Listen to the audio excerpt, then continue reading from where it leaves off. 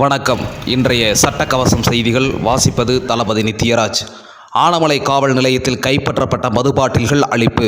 கோயமுத்தூர் மாவட்டம் வால்பாறை உட்கோட்டத்திற்குட்பட்ட ஆனமலை காவல் நிலையத்தில் 2021 மற்றும் 2023 ஆண்டுகளில் சட்டவிரோதமாக கள்ளச்சந்தையில் கைப்பற்றப்பட்ட மதுபாட்டில்களை அளிக்க கோவை மாவட்ட ஆட்சித்தலைவர் கிராந்திகுமார் உத்தரவிட்டதின் பேரில் டிசம்பர் 2023 வரை வழக்குகளில் கைப்பற்றப்பட்ட மதுபாட்டில்களை கலால்துறை தாசில்தார் திருமதி பானுமதி, டாஸ்மாக் கோட்ட தாசில்தார் விஜயகுமார் தலைமையில் ஆனமலை சர்க்கிள் இன்ஸ்பெக்டர் தாமோதரன் மேற்பார்வையில் சட்டவிரோதமாக பதுக்கி வைத்திருந்த 1388 மதுபாட்டில்களை கீழே கொட்டி அளிக்கப்பட்டது.